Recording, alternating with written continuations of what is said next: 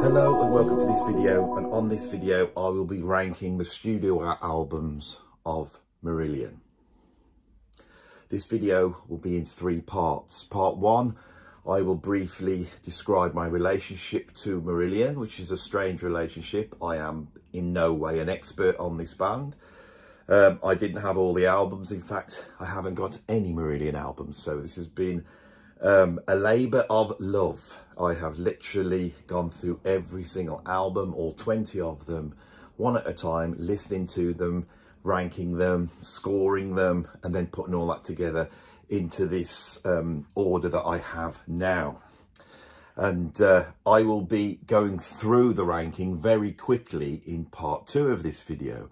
Once I've done the ranking, I am then going to describe the history of Marillion, going through each album one by one to really tease out some of the incredible things about this band, which actually are incredibly groundbreaking and really compelling. There's no other band on the planet like Marillion. So if you know the band, I'm sure you are going to be interested to see what my ranking is, because it's not going to follow the normal route, because I am not a Marillion fan. It's going to be an objective appraisal, I think. I will say before we start that I have been pleasantly surprised, because on this channel, people who watch it will know I do tend to take the mickey out of Marillion.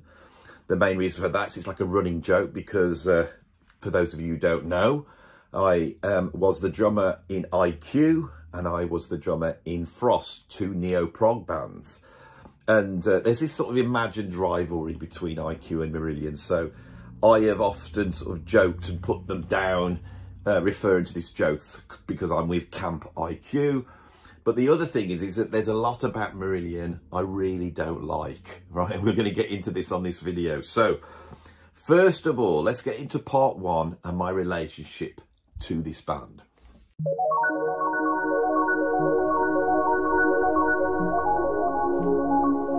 In 1981, I'd started high school, and I won the prize for art for that year. And in winning that, I got a book voucher. The book I decided to buy with that money was this one.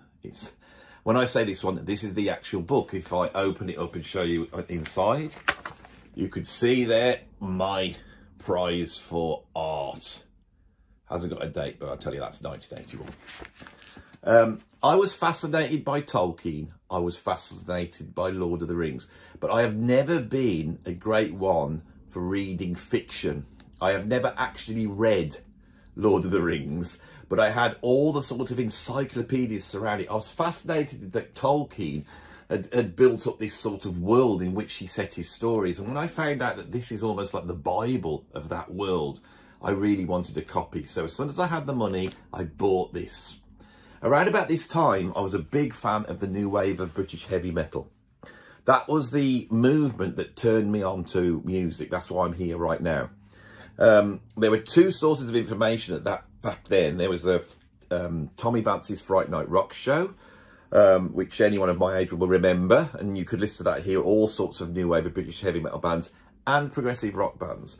But the other magazine that was very important was Kerrang! I bought, I think, the second copy of Kerrang! My friend had the first, and I read it avidly from the front to the back.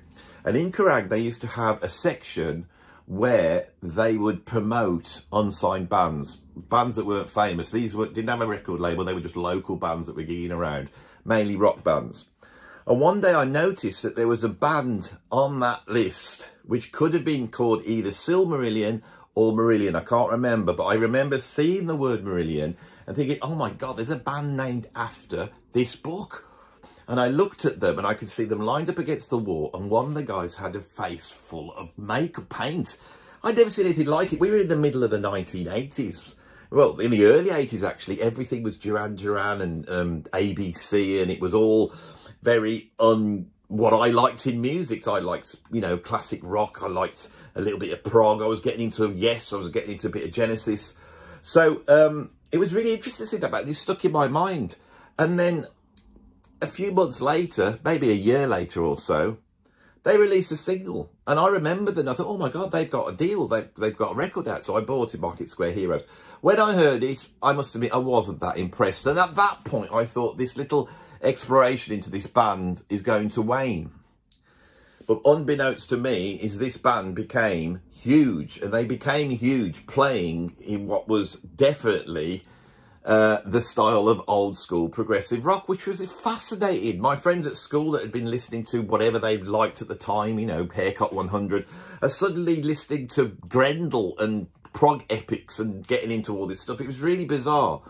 This band emerges in 1979, the same year I discovered music, and they're still there today. They've always been there. So me going through this journey of them playing prog and then developing from there is exactly what happened to me. I'm the same thing. You know, I'm a kid at 13, 14, discovering, you know, new wave British heavy metal, classic rock, then prog. And then taking that stuff, the influences from prog, and going through to have my little career in music. So it's fascinating to see how these two things are wind. But after Misplaced Childhood, which I never owned, but everyone else did. I used to go around my mates and listen to that because he had it. I can remember Steve Hogarth joining in 1989, and then I just sort of lost interest, and you know, Marillion were gone again for me. They're gone. But in 2005, I joined IQ. And I became a founder member of the prog band Frost. And suddenly, Marillion were back on the scene. And grudgingly, I started to listen to a couple of their albums. And what it sounded like to me is that they turned into some sort of AOR dad rock band. And I wasn't keen at all, okay? And I followed them up from that period on about, I'd say, 2008, 2009. And most recently, when the last album came out, I listened to it and I decided it's not really for me. This is just real middle-of-the-road dad rock stuff.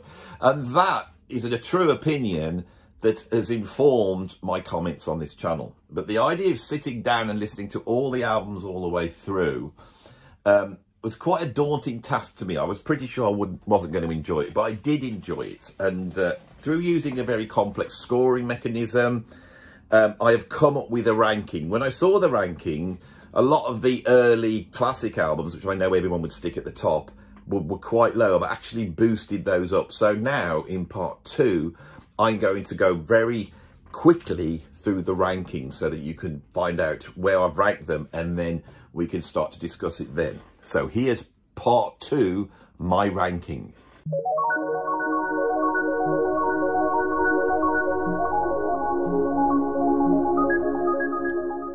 Okay, should we just get straight into it? At number 20, from 2009, I have Less Is More, which is an acoustic album that they brought out. It is acoustic versions of a lot of their previous songs. It's very much like a fan album. It's very well produced. It's very competent. It's not a bad album. It's a good album, although a little bit pointless for me. And a little bit too overproduced for it to be truly acoustic. A lot of them just sound like very produced songs, you know, just have to have a guitar solo on acoustic guitar. So that's what I've got. Number 20 is Less Is More.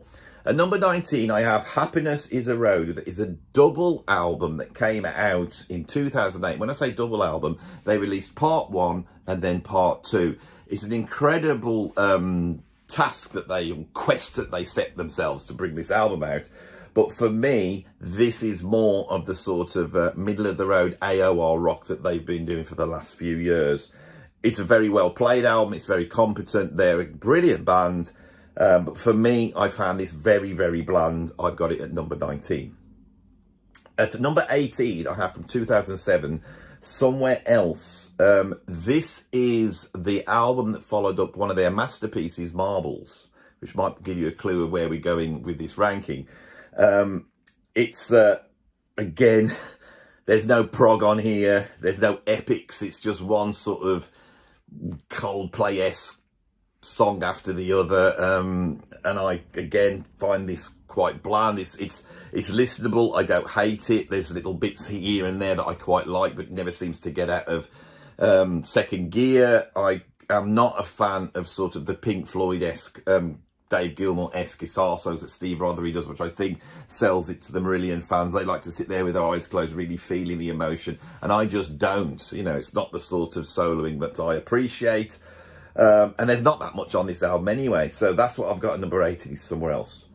At number 17, I have With Friends from the Orchestra. When they say friends, this isn't an orchestra, it's some string players. And again, this is like a fan album. I think it's better done than less is more, because there's some nice string quartet-y types of sounds. But basically, recording all their songs again, just because you have to have a string quartet down in real world seems... well, it made them some money. It's not a bad album at all. It's actually a very nice album, but that's what I've got from at number 17. That comes from 2019. So it's the album before their most recent that came out in I can't remember. I'll get to that in a minute. At number 16 from 1984, Fugazi, which is their second album after they brought out this incredible prog album that's blown everybody away and changed, you know, the nature of 80s music. And they go back into the studio and there's commercial concessions there. They don't quite get it right for me. There's some good songs on there. Assassin is great. I like that song. But, you know, I think it's the weakest of the Fish era albums. And because I'm not that much of a fan, as you will find out, of the Fish era, this comes out quite low at number 16. At number 15, I have Holidays in Eden from 1991. This is the second album with Steve Hogarth. They were very brave, if I can use that pun, to come back with Steve Hogarth on the album before and pull it off and not get dropped and to keep going, you know, and that's a very hard thing to do. On this follow-up album, you could see this move away from prog to AOR all the time, and their audience is getting older. They're trying to hold on to them, and I find this one a little bit blander than Season's End, which is the one that went before. But it's a good album. We're into the middle now. So which one? Holidays in Eden, number 15. At number 14, I have This Strange Engine. This comes from 1997. It is from the period when they've just been dropped from EMI and they moved to Castle Communications, which is a smaller label. They do seem like they're in a little bit of disarray. I'm not too sure about the production. It does feel like a band trying to find a way through this situation. All the way through their career, Marillion seems to be at points where they should have just stopped, and they haven't. And I do find that very compelling. And this is one of these moments. And so again, it's got a little bit more bite. You know, they're younger on this than some of the more recent albums, so it's got a little bit more bite. But yeah, that's what I've got at number 14 is This Strange Engine. At number 13, I have An Hour Before It's Dark, which is their most recent album. It's beautifully produced, but again, it just gets blander and blander. Each track seems to sound the same. There's one track on there that I really did like. I think it's called Care, and I think it's the last one on. And there's a sort of propulsive bass line and a bit of a groove and something that you can bop to. And so I did quite like that. And that one track is elevated that up the list. On this list, I've tried to be as generous as possible because I know I'm coming from a place of a little bit of hostility with Marillion. And I wanted to be pleasantly surprised. I wanted to have my opinion changed. So it's a pretty good album, but it's more of the same. At number 12, I have, and excuse my French, everybody, I have Fuck Everyone and Run, also known as F-E-A-R, Fear. A very political album, and this has 3 epics on it. This, they seem to seesaw between this sort of middle-of-the-road AOR, and then they go back to the prog, and they've developed their certain way of playing prog, and the progness comes from the conceptuality, the length of the tracks, and the sort of build up to these incredible guitar solo build-ups where you feel the energy. And this one's pretty good. There's some great epics on there. I will deal that when I get to go through the albums one by one. But a pretty good album, I think. At number 11, sorry prog fans, sorry neo-prog fans, at number 11, I have got Script for a Jester's Tear, the debut album. Now, this is an important album because I think without that album, I may have not have been in IQ. There may have not been any neo-prog. There wouldn't be a movement to discuss. This is the album that defines neo-prog. But for me, they're nowhere near the same level as an IQ or a Palace or even a Pendragon. All those bands are much more competent and have a much more compelling take on 70s prog. This is, I don't know, it's a bit wobbly for me, and I never liked it at the time. And I'm not a fan of Fish, who seems to be very egocentric and self-obsessed, and seems to monopolise this band in a way that I don't think was healthy. And I don't think at this time he was healthy. I'm sure he's worked through all his demons and he's a very lovely man now. But I feel that on this album as well, as he sort of monopolises and marmalises, to use a lovely English word, this band. And I've never liked it, but I know people love it. I've done enough prog festivals to look out and see all the Script for a Jester's Tear t-shirts in front of me. I know people love this album. When I scored it, I really didn't like anything on it, and it was really low. I brought it up just on its influences, importance in progressive rock. It's a very, very important classic album in progressive rock history, I think. So we got that sort of halfway, Script for a Jester's Tear. And above that, at number 10, I have the big album, the one that, you know, sold millions, went to number 1, which is, of course, Misplaced Childhood, that begat the single Kaylee, that also went to number 1 or maybe number 2, can't remember, and gave names to 1 million girls of a certain age in this country. I will talk about this when we go through it. This is going to have to be dealt with as a whole, because on this list, obviously, the ranking, I'm jumping around a lot, and it's hard to get a narrative structure, and I'm sure you're still thinking, get on with it, Andy, I want to know what you got at number 1, so shall we move on? Above Misplaced Childhood, and I know the proper prog fans are going to hate this, I've got Season's End, which is the first album with Steve Hogarth on. It's a good, strong album. They are trying to negotiate how to be a band rather than being Fish's backing band. They've got, in a way, a much better singer and a very, very strong songwriter, but they're like a band that has a deal, major label deal, but they don't know who they are. They've got to try and work out who they are. Now, for me, them working out who they are from this point on is incredibly interesting and produces some brilliant music. Season's End is very good. So I got that at number 9. At number 8, I have Clutching at Straws from 1987, which is without doubt the Marillion Fish era masterpiece. The compositions are so much stronger. They're so much more competent as writers and performers. I think conceptually it's a lot more.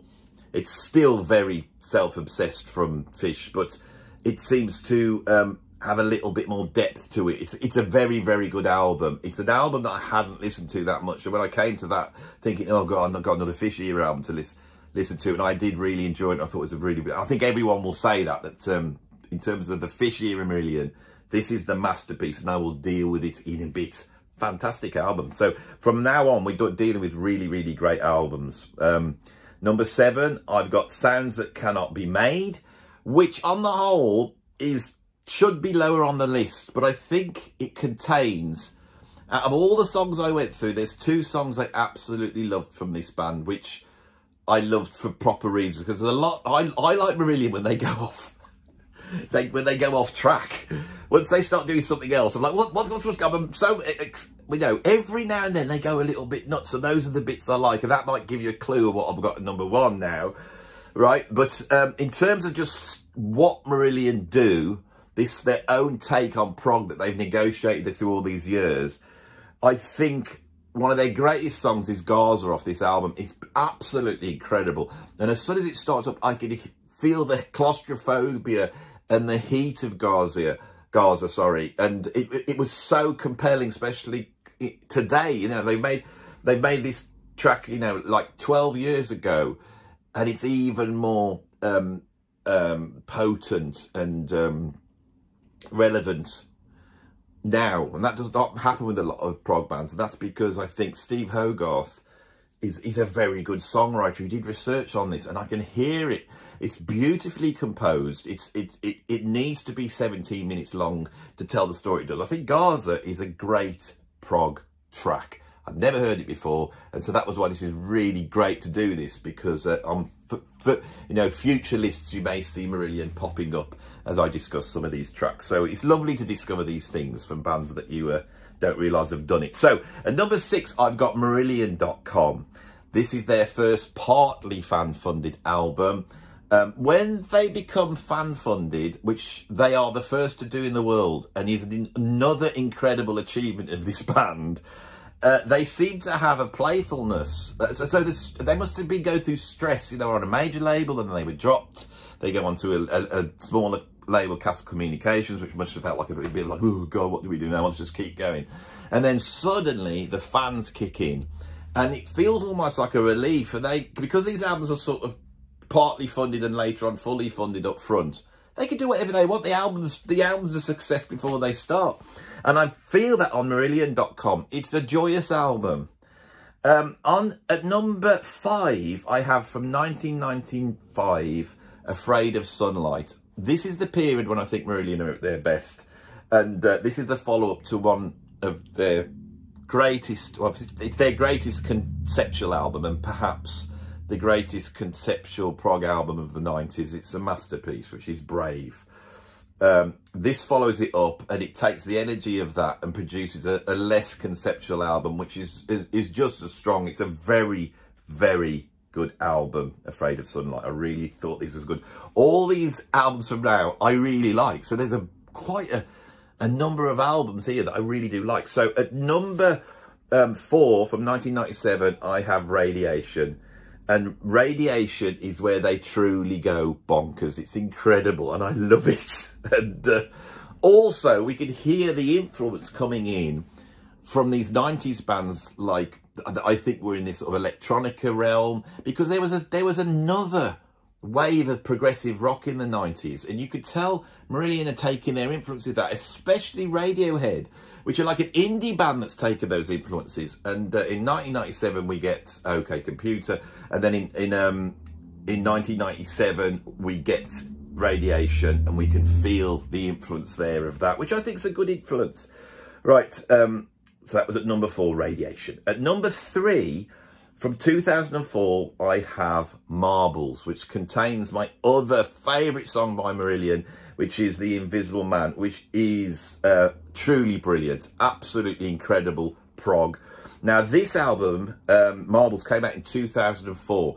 When I joined IQ and when I joined Frost in 2005, this was the big album at the time, and I ignored it because I wasn't a fan of Marillion and I was doing my own thing.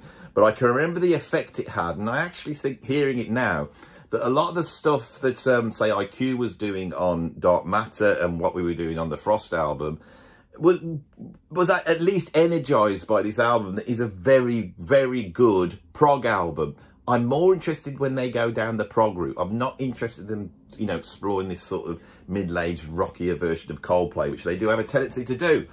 But that's a great album at number 3. At number 2, I have Brave. As I said, it's a concept album about this, based on a true story, this girl that was found on the Severn Bridge, and the police brought her in, and she would not say a word. They couldn't get anything out of her.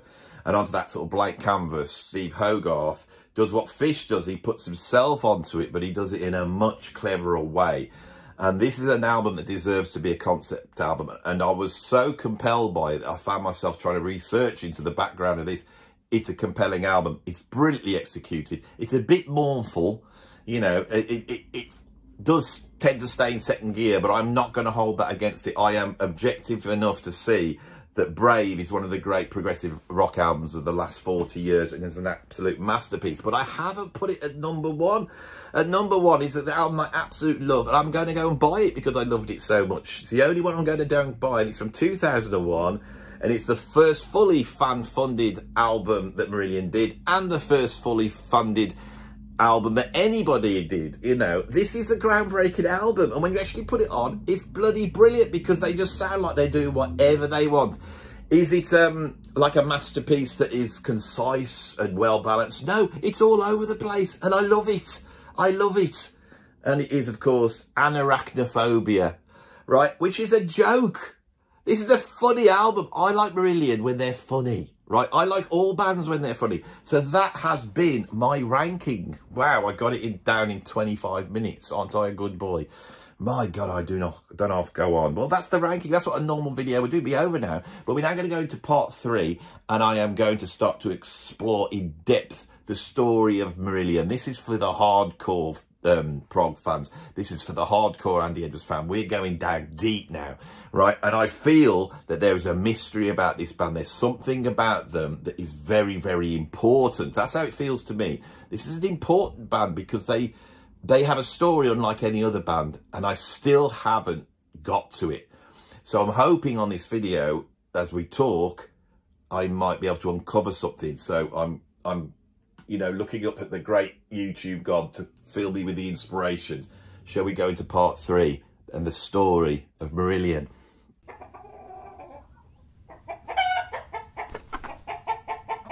Marillion were formed in 1979. I'm going to say that the founder member was Mick Pointer, the original drummer of that band. Mick Pointer is now playing in a band called Arena that had my best mate John Jout on bass, also John Mitchell I've worked with back in the old days on guitar. I've met Mick a number of times. I know these people sort of. Mick's a lovely guy.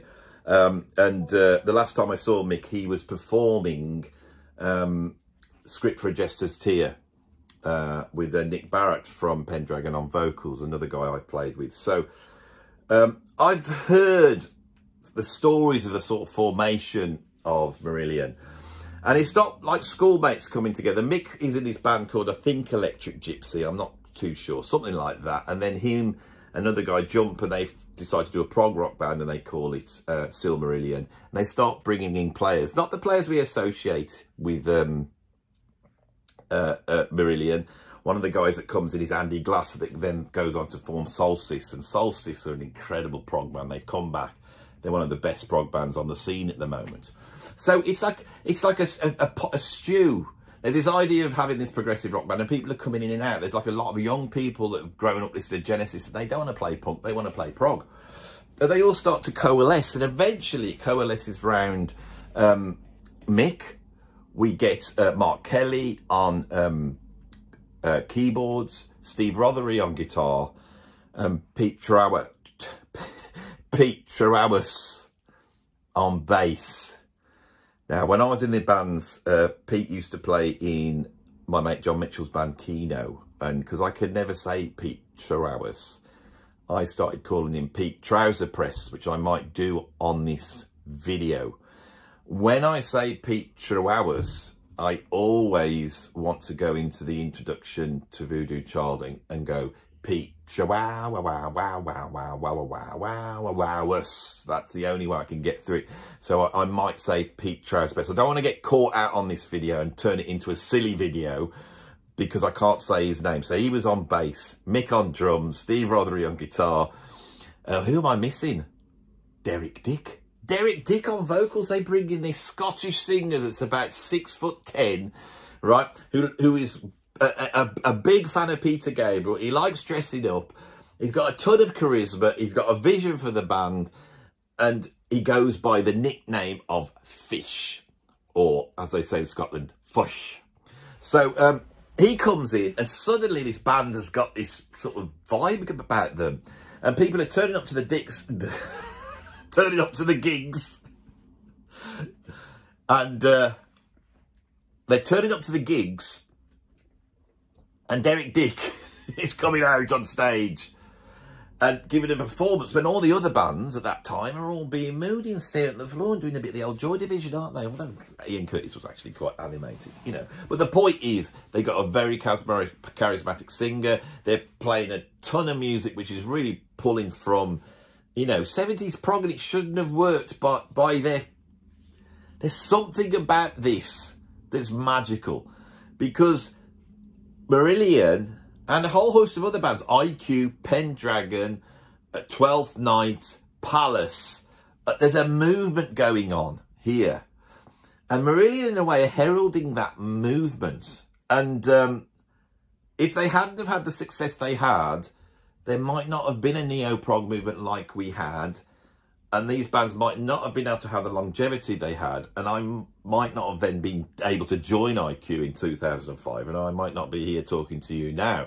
So this is what I mean by this band's relationship to me is pretty strong. So, where are we? They go into the studio, they record Market Square Heroes. It comes out, they're building their momentum, they're following. And eventually they land a major label deal with EMI. Now, EMI must have signed them just because of the live presence. They must have thought, well, we're going to sell a certain amount because they've developed this big following. They're playing the marquee and all this type of stuff. Neo-prog was homemade. It was an extension of punk. I've argued that punk's an extension of prog, but then punk begat another prog movement, neo-prog. When you go back and listen to IQ in the early days, they're playing everything at 1,000,000 miles an hour. You know, there's a crossover there. They're doing gigs alongside punk bands. It's very, very interesting. This is not just a rehash of prog. And Marillion are leading the way, and they pull it off with their first album, Script for a Jester's Tear, which comes out in 1983, actually on the 14th of March. Now, I'm going to talk about what I feel about on these albums as well. When I listen to Script for a Jester's Tear, what I hear is like a heavier version of Genesis. It's heavier. The guitar's a little bit more riffy, and Steve Rothery's guitar solos are definitely coming out the widdly, at this point, widdly school of Alvin Lee and sort of Ernie Diddley pentatonic rock guitar play, which he does all over this album in a very, actually quite an exciting style. The strongest musician in the band for me is Mark Kelly. Mick Pointer's struggling a little bit here and there. Fish is not a great singer. Pete Travis is doing an okay job, but they are not Genesis in terms of playing. They're not Genesis. The production that they get is not Genesis either. It sounds a lot more like Simple Minds. So there's these 80s influences. It's not just a rehash of Genesis. And there's two moments on this album where, because they never really do anything particularly that proggy. In other words, they play long songs, but it doesn't have the ornate sort of structural and mathematical density of a Yes or a Genesis. And there's no odd time signatures. You think there is. Now, I can remember somebody in the progressive rock world who shall remain nameless. They once renamed their big prog epic Grendel. They renamed it Apocalypse in 4/4. And there are attempts to play in 7, which is the prog time signature. But I'm pretty sure the way they're counting it is like this. 1, 2, 3, 4, 5, 6, 7. 1, 2, 3, 4, 5, 6, 7. And that's a musician's joke for musicians. And the musicians will be laughing at that. That is Marillion's 7/4. Okay? So, to me, it's... But I cannot deny the power that this album has. My mates bought it. You know, it went into the charts. They're a big thing. And suddenly Marillion, in terms of the UK, are a major acts that are getting to the top of the charts. They're getting singles in there. They become a concert draw.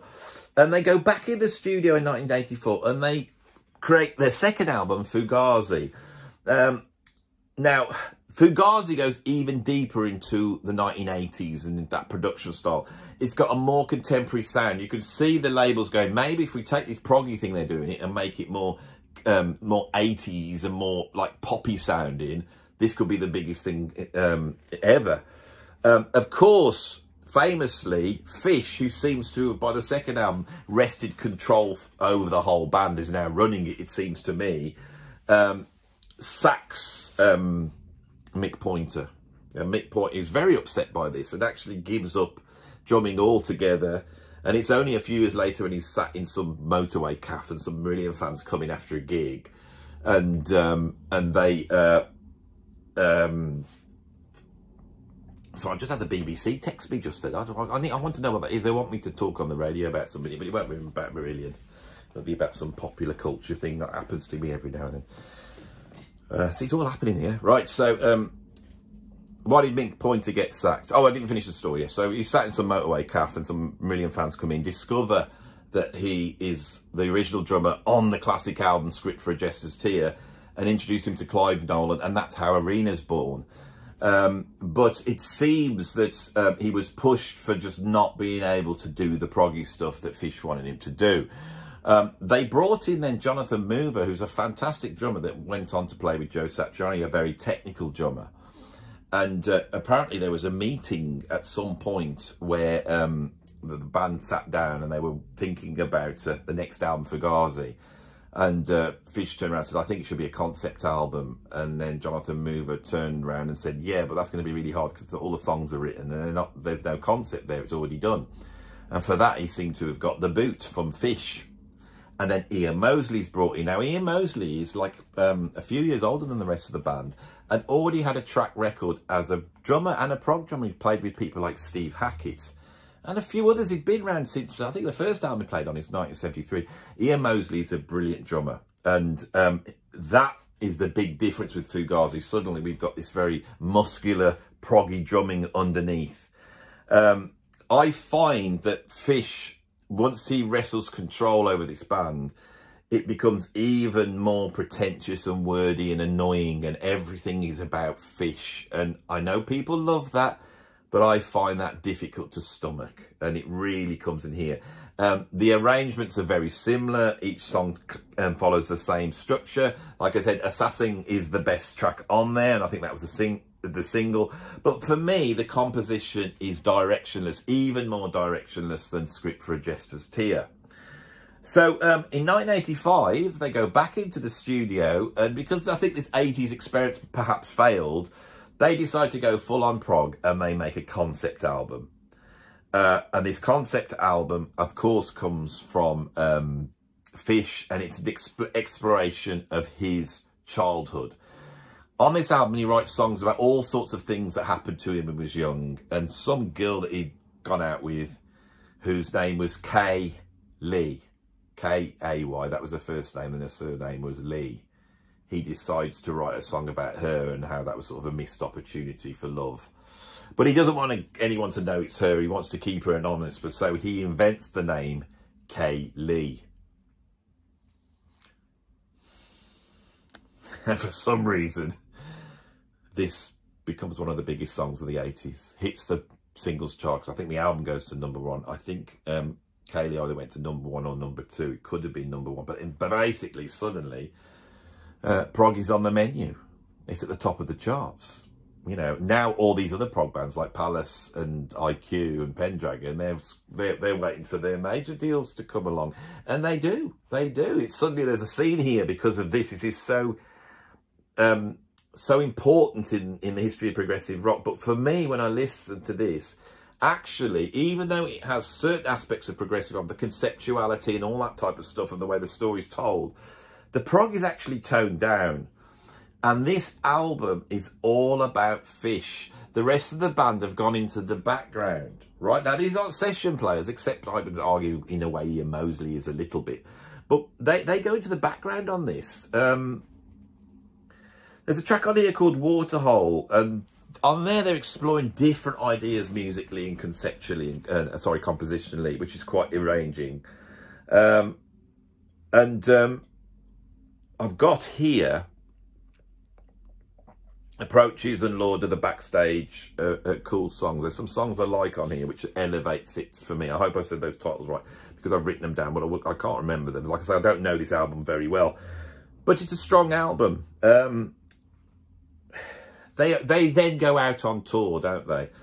And with going out on tour, all the usual tour stuff kicks in, and it seems that through this period that Fish, who is obviously working through a lot of different problems, and he's doing it in front of everybody on these albums, seems to go down the route of partying too hard and drinking too much. And he pours this into the following album, which comes out in 1987, called Clutching at Straws. The composition, the harmony, The writing, the arrangements are so much stronger. This is a great album. It's a better concept, what he deals with in sort of going into his heroes and how that relates to him and dealing with his demons. I just think it's a lot more grown up, but it's still very egocentric. And this, at this point, Fish, being in one of the biggest bands in the UK, playing huge gigs, you know, having albums chart, having singles chart, decides to jump ship and he's gone. And the MARILLION face a massive problem. And this is the second great achievement of MARILLION. I can't really think of a band that emerges, has such an important lead singer that virtually defines the band, gets to a point where they rule the world, or rule at least the UK, doing a rehash of a style of music that the critics around them all hate. It's such an achievement this is to pull off. This is really, you know, people showing what they can do when they put their love into music and how it can get over any obstacle. But then at that point, to have your lead singer go, what the hell do you do? Now, I think for me, what happens is that this is actually a very strong band. They've been together for a while now. And it's like 5 years, 6 years they've been together. They've been touring all the time. And they are a very good band with actually very strong players. Steve Rothery is at this point developing into a very interesting guitar player. Mark Kennedy is fantastic. Ian Mosley, of course, is a virtuoso progressive rock drummer. And Pete Trawas, see, I said it. He starts coming up with really interesting bass lines, and I think they go, for them it might have been like, oh, he's gone. Well, let's get a singer in that we can work with, and they do, and they go and get Stephen Hogarth in, also known as H, not to be confused with the H from Steps, or the preparation that older men use every now and then when they need some relief from things. So Steve Hogarth comes in, and they 2 years later come out with Season's End. Now, so you feel that sort of central egocentric, you know, 6'8" bloke stomping around with his face full of paint, you know, telling you how bad it's been for him. That's missing. You do miss it because there's a charisma around that. It's compelling sometimes to see somebody in that state. And they haven't got that anymore. So all that self-obsessed prog conceptualization is gone. But Steve Hogarth's a better singer. I think he's a stronger songwriter in terms of, you know, usual established songwriting skills. And the production's better. But this album is barely prog. Now, why is that? Is it because they decided they didn't like prog, or is it because they felt that this neo-prog thing was over, and for them to survive, they needed to try and jump into the sort of burgeoning rock thing that was going on, which is going to move towards grunge? But we've got bands like Bon Jovi, we've got all those types. So it becomes almost like you add it all up, they start to sound a little bit like U2 for me. Not necessarily on this album, Season's End. There's some longish compositions, which I think allows the proggers still to, you know, buy into it a little bit. And there's lots of Dave Gilmour-like guitar solos. I think, going through this catalogue, that in the early days, what they did was combine two elements of prog, which the fans love. The sound and structure of Genesis with the uplifting guitar solos of Pink Floyd. That is what MARILLION's genius was in terms of progressive rock. So they come out 2009. The rest of the world is like there's dance music going on. They're rapping. They're starting to seem like they're a little bit not in step with what's culturally going on around them. There's a couple of songs I really love on this. One with Uninvited Guest, and I really liked I'm a Cuckoo in the Nest. And the reason is because as soon as I saw that title and I thought Steve Hogarth's written that, suddenly it becomes compelling. Suddenly it's interesting, you know, to deal with the situation they're in. And it's a dire situation in a way, but the album does pretty well, and they hold on. They keep holding on, and they follow it up with Holidays in Eden. Now, this is it's got a similar sound to its predecessor, but it moves even more closer to mainstream AOR, adult-orientated rock. This went in at number 7 in the charts, and the album charts, so they must have breathed a sigh of relief there. There is the slightly epic Splintering Heart that opens the album, but you really are searching around for the prog on this one. They do Then Cover My Eyes, which is a minor hit for them. Comes in at number 34 in the UK charts, and is basically a pop song. Right, what can I say about this?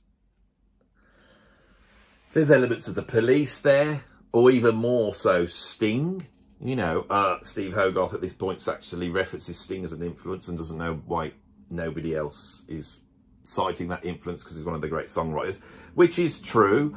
But you've got to remember also, Sting at this point has gone from being in a cutting edge sort of pop band that's really cool to being part of the establishment. This is the establishment of the rock establishment. It happens after Live Aid, and Marillion seem to fast track their way into that group.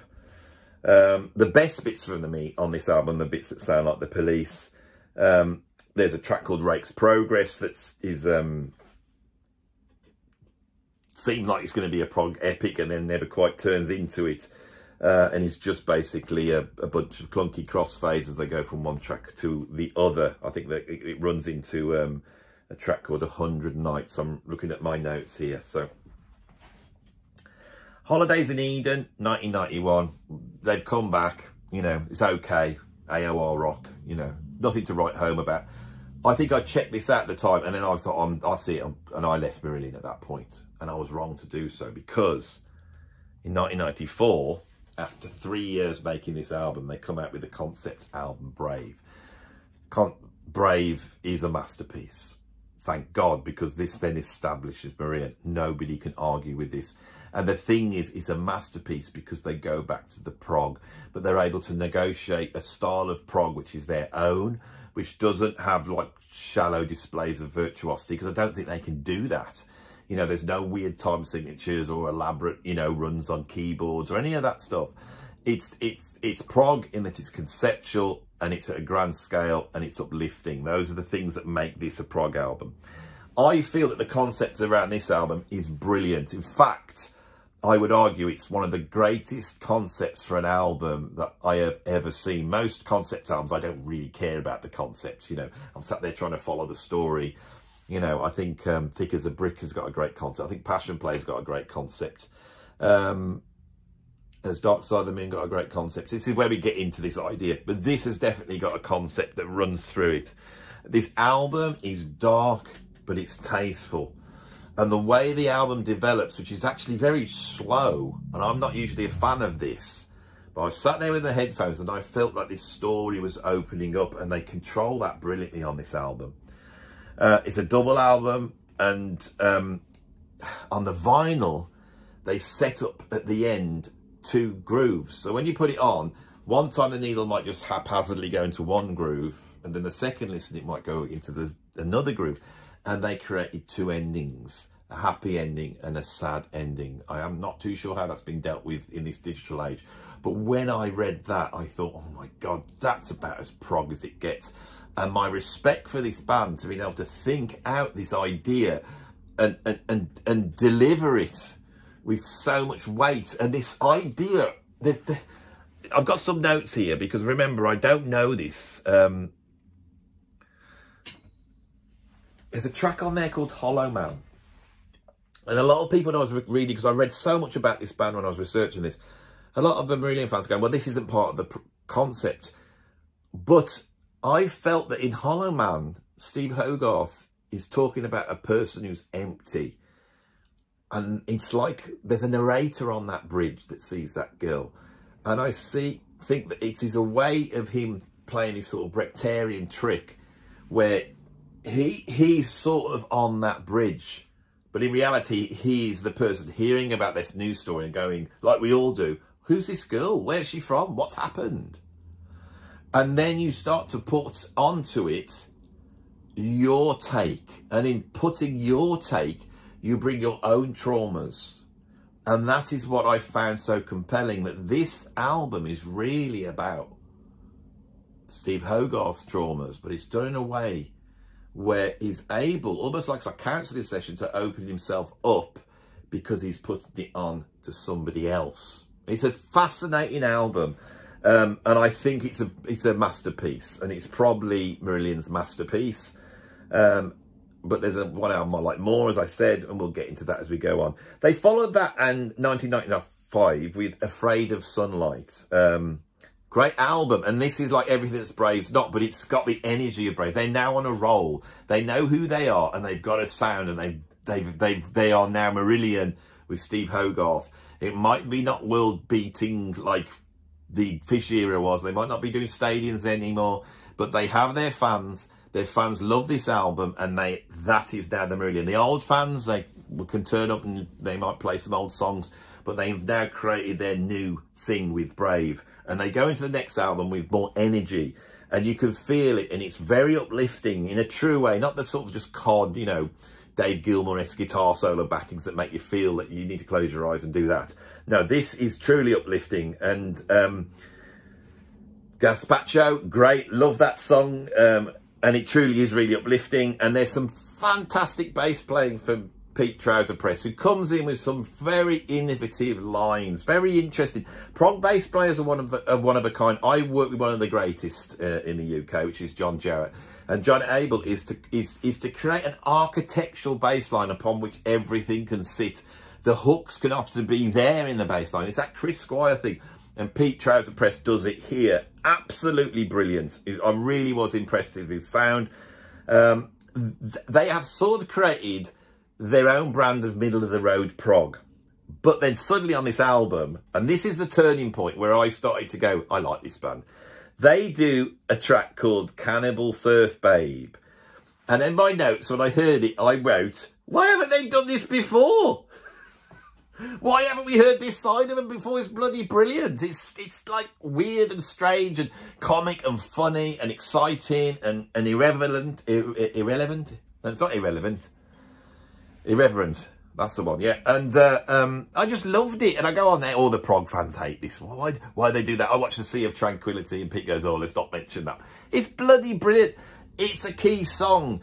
A lot of the most pompous, overblown prog bands had a sense of humour. Genesis had a sense of humour. ELP had a sense of humour. Hatfield of the North had a sense of humour. Gentle Giant could often have a sense of humour. King Crimson's never had a sense of humour, neither did Yes. But the other ones did, you know, and I suddenly, I thought, I'm with this band, I love them, this is great. They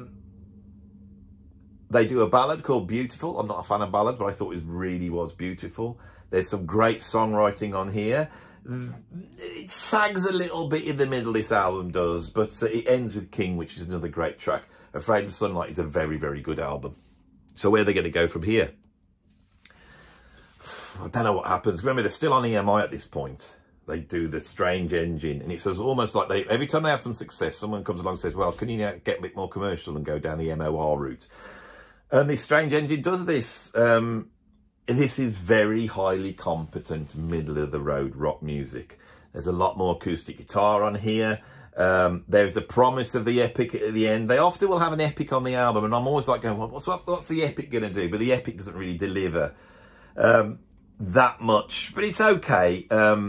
This is the album where they've been dropped from EMI. I didn't realise that when I started talking about it. So Afraid of Sunlight, great album.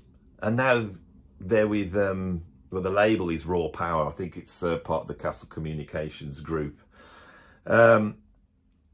I didn't feel the mix was very good on this album as well. Like they've lost the structure that they had with the major labels, and they've got to try and create that themselves, which I think ends up with them creating their own studio and bringing in their own people and having that under control. It's not quite there. And if you listen to Ian Mosley's snare drum on this, it sounds absolutely awful.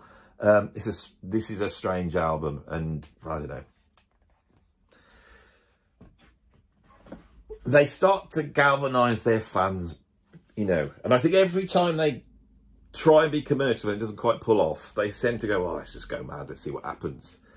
The most mad they ever go is Radiation, which came out in 1998. This is where they decide to mix things up. It starts off with a sort of jokey opening, and then Under the Sun comes in, and it's rocky and it's funky because Marillion can lay down a groove, and I really love it when they do. There's a great hook there.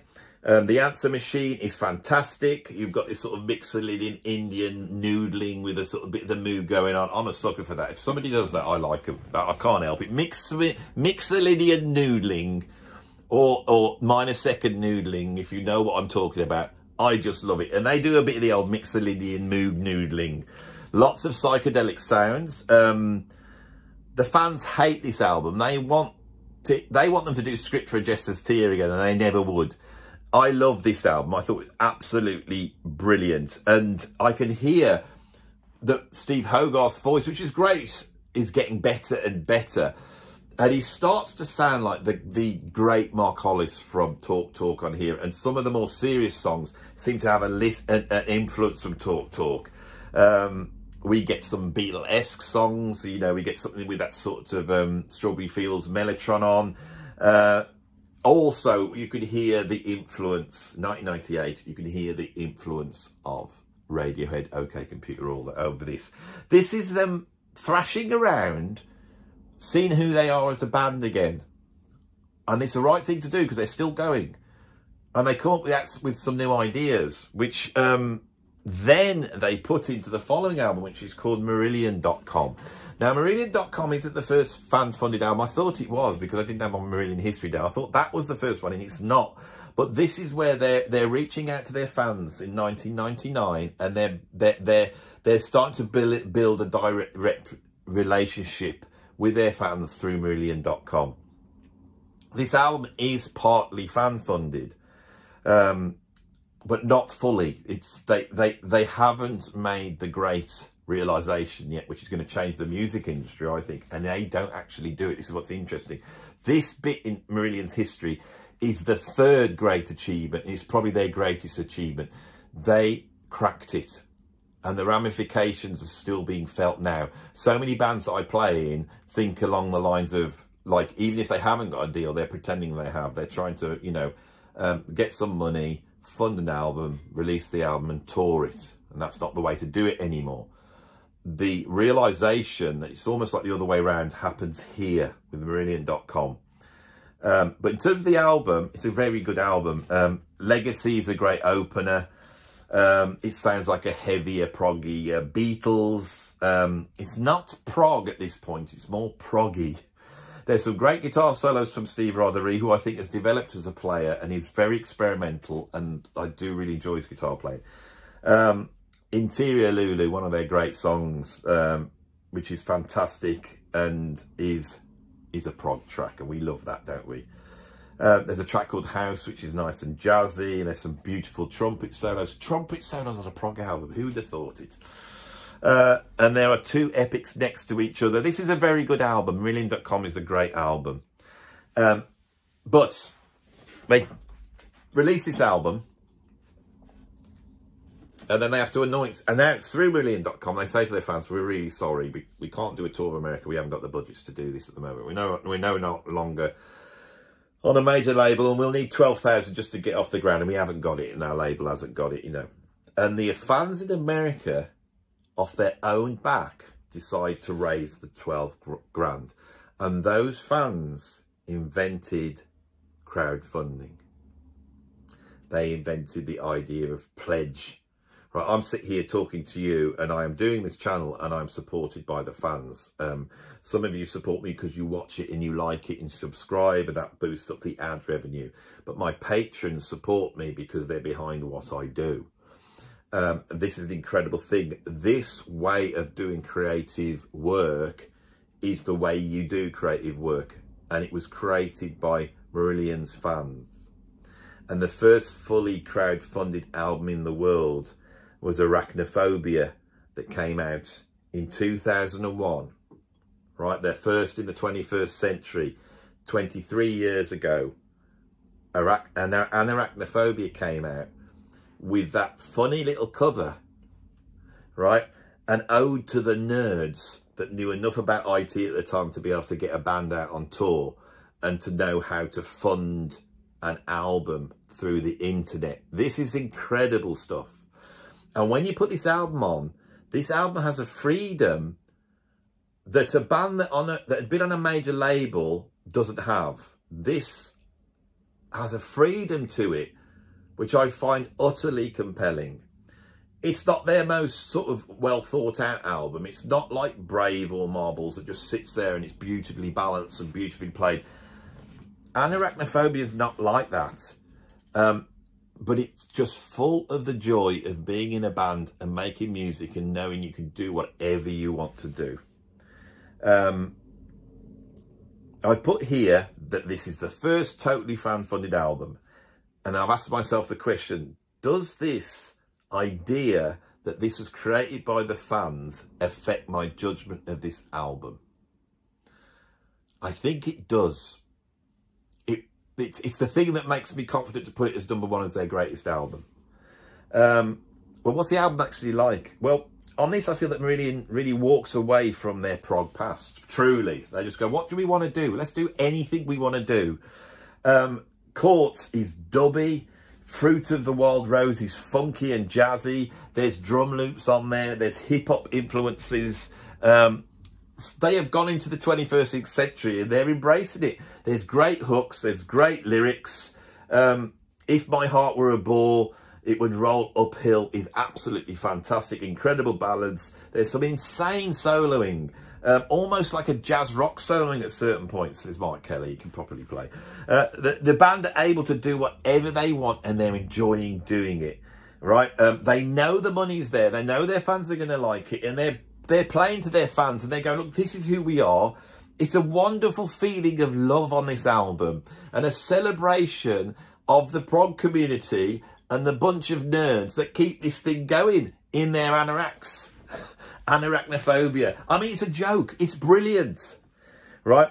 And they have a renewed energy at this point. And then they spend 2 years making their next masterpiece, which is Marbles. It opens with the epic, when this album came out in 2004, and it opens with the epic Invisible Man, which is, like I said, this is dubby, minor second, harmonic minor type stuff. Mixolydian or harmonic minor second, like Phrygian dominant sound. You've got me. I'm hooked. It's just this. I love it. I can't believe I'm on a video, you know, saying this about MARILLION. But Invisible Man is fan-bloody-tastic. It's twisting and it's dark. This is one of the best MARILLION tracks I've ever heard. It's up there. I mean, I think the two favourites are this and Gars that we'll get to in a minute. There's some incredible bass playing now. Is this proper prog? They're now pulling much more from sort of Pinkhead via Radiohead than Genesis. I've played a million prog festivals. I've seen a million bands up on stage thinking, why do they sound like Pink Floyd? Everybody really sounds like Pink Floyd at this festival. And I didn't know why. I think it's because of MARILLION. This is the influence they held. It's a certain type of way of playing prog.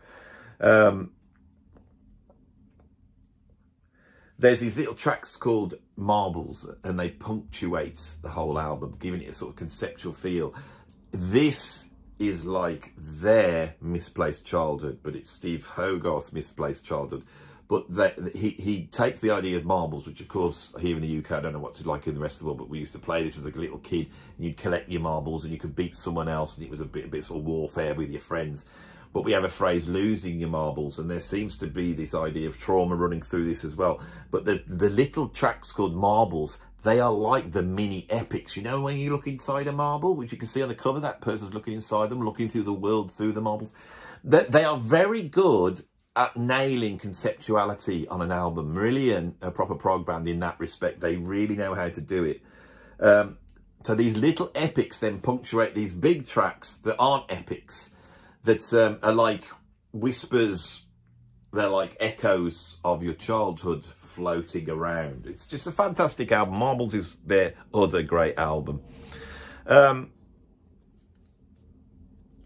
This is well produced, strong songwriting.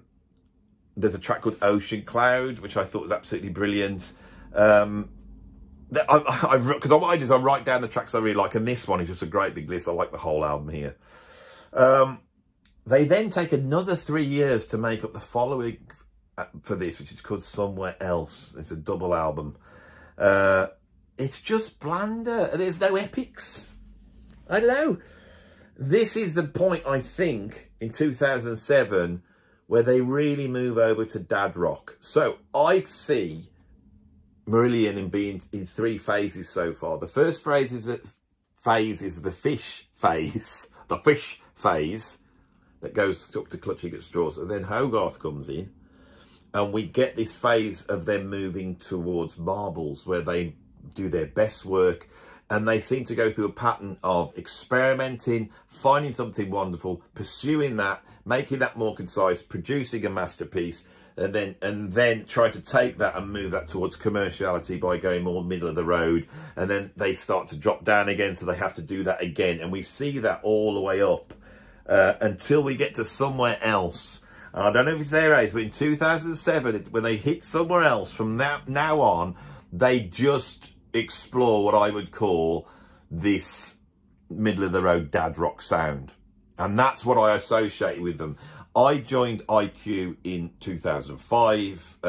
In 2006, we brought out Million Town. And this is where I started to recheck Marillion out. And I heard these albums, went, oh, that's not my thing at all. And that has informed more than anything else my opinion about Marillion. But I didn't know about that middle period, which is absolutely fantastic. They follow that up with 2 albums. Right, they really got this fan funding thing nailed, although I don't think this one was fan funded. I think they had enough money then to just make it. Happiness of the Road came out as 1 album and then followed up with 2 albums. They both got titles. I think the first one's called Essence and the second is called The Hard Shoulder. This is a massive undertaking.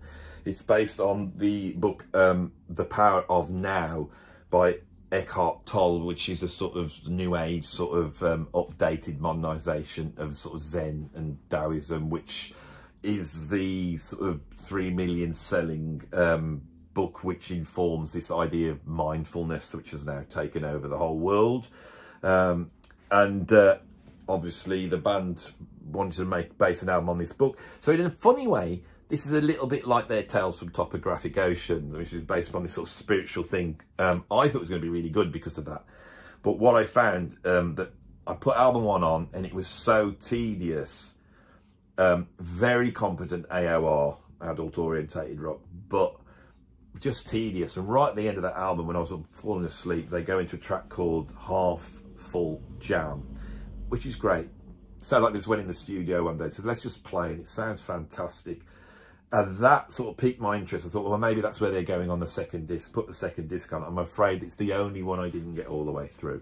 I got about 3/4 of the way through and thought, what's the point of this? And I switched it off. I just do not like this stuff at all. They follow that up with the acoustic Less Is More. I've written here, competent but overproduced and completely pointless. I think if they'd have got the load of acoustic instruments together, gone into a studio, played these things live, recorded it accurately, so we really had a sort of unplugged version, it would have been better. But they produced this so much that it doesn't matter whether there's acoustic guitars on there or not, because the whole thing is just dripping with digital technology. And I just didn't feel it worse. And this is, I think, is their worst album. But it is a special sort of fan album, I suppose. They followed that up in 2012 with The Sounds That Can't Be Made. And it opens up with an epic called Gaza, which I thought was absolutely incredible. Very political. It has a powerful message. The first half of it is just incredible. And then when they settle into the sort of message bit, which is a little bit more their sort of, you know, the bit more of that going on, I'm with it, because you listen to the lyrics and it takes you all the way through. Gaza is really great. And I thought, oh, here we go. It's that pattern again. They're going to return to form now. And they don't. The rest of the album is pretty bland. Right at the end, I think there's another epic called Montreal, and that's okay. But the rest, I've said, is tedious dad rock. In 2016, they brought out the oddly titled Fuck Everyone and Run, also known as FEAR, Fear. This is something else. When I looked at this, I thought, here we go.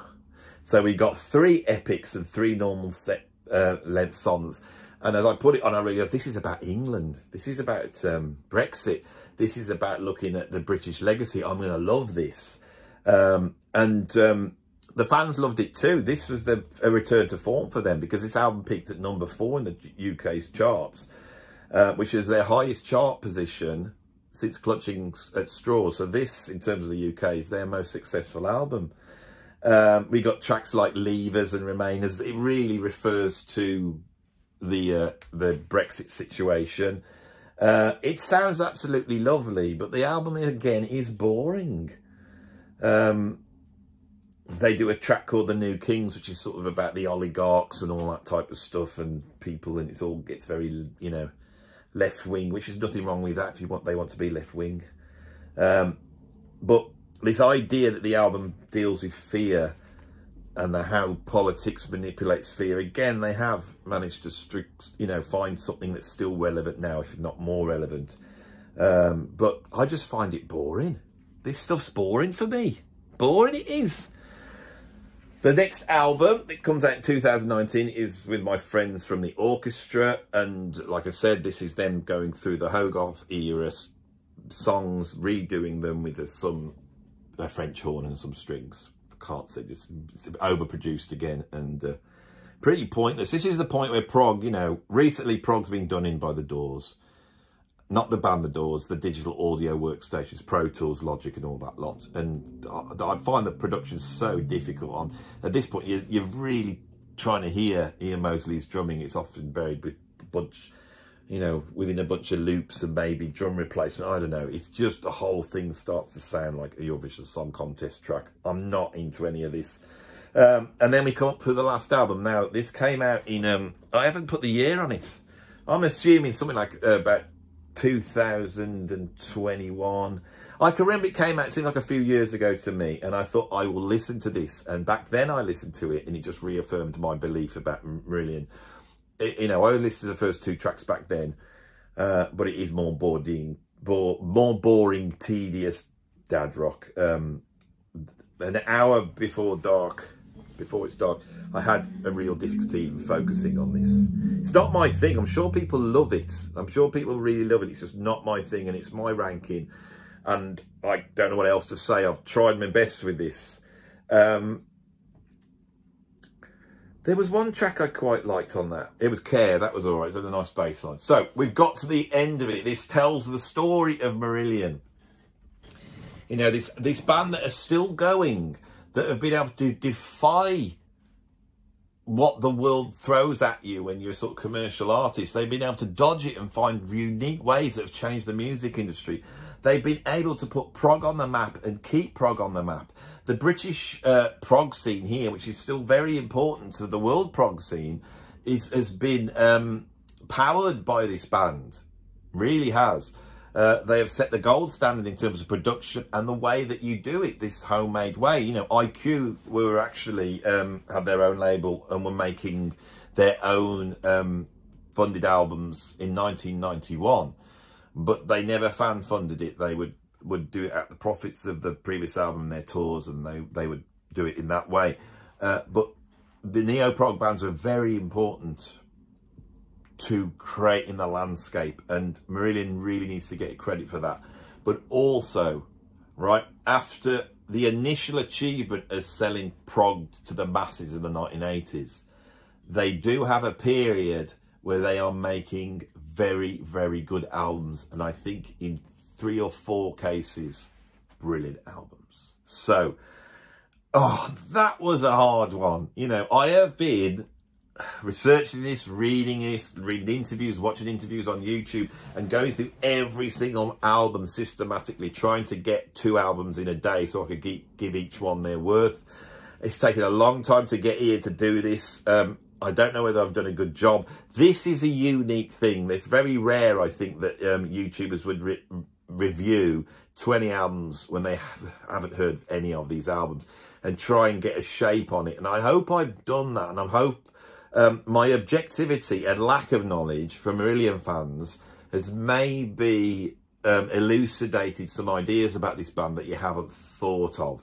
And I really do hope that I have been able to put the light on where the real artistic worth is of this band, and it is the band that exists right now with Steve Hogarth, fantastic singer, fantastic songwriter, And if any of the band are watching this, which I doubt they are, but if they are watching this, I hope that they have seen someone who's a big progressive rock fan that's not a fan of Marillion, but has gone through and has been won over. And there's some albums on here I absolutely love, and I am going to get an Arachnophobia tomorrow because I loved it, and I'm going to put that in my car, and it's going to be there for a long time. A brilliant album. So, you know, you've sold it to me, and I hope that they go mad. That's what they need to do next. Marillion, if you're watching it, do whatever you want. You're a monster band. You deserve it. You've been there for a long time. You've got some incredible players. You have a chemistry that very few bands have. And you're at your best when you just go in there and do whatever you want to do. So let's hope and pray that the next album from Marillion, they do whatever they want to do. Because this is the band that worked out how a commercial band can do that, and we need to thank them for it. End of the video. If you like this, press the like now. Go on and put it, comment. You don't realise how much I've bloody done to do this one. Right. Oh, and I won't get the views. Won't get the views. So put a like on it. I can look at it. Oh, that was worth me doing all that bloody listening to Marillion, which wasn't a chore. It was very enjoyable. Did really enjoy doing this. Great band. If you want to subscribe and see more, the more subscribers I get and the more views I get, the more I can have these little projects. You know, I could really take on a band I don't like next. Who do I hate? Who would be? I mean, the biggest one would be Bob Dylan, because we've got 60 years of bloody career there. Loads of albums I absolutely hate. I'd have to listen to them all. It would probably take me about 2 or 3 months, and I'd probably end up not in a good way at the end of that. But if you really want me to do that as a punishment because you've got some sadistic hate against me, then you can do that by subscribing, and it may well happen. If you want to suggest other things to me, or watch extra content, or get into a whole bunch of extra stuff, then I have a Patreon, and the link is down below. Now, I'm working a bit ahead of schedule, so I'm filming this on the 26th of August. God knows it's going to come out, but it could be a couple of weeks. But yesterday, I spent the whole day putting up a ton of free content so that the free members could see something as well as the paid members, see some actual quality stuff, some really good stuff, with the hope that they will see that it's worth, you know, parting with a bit of cash to access this stuff. So that stuff's there now. So if you want to pop over and have a look at that, that would be great. But if you don't want to do that, you could support me through my PayPal tip jar, and the link is down below. We're at the end of the video. Marillion, done. In the bag. Let's move on. And hopefully you will never see me taking the mickey out of them again. Although I doubt that very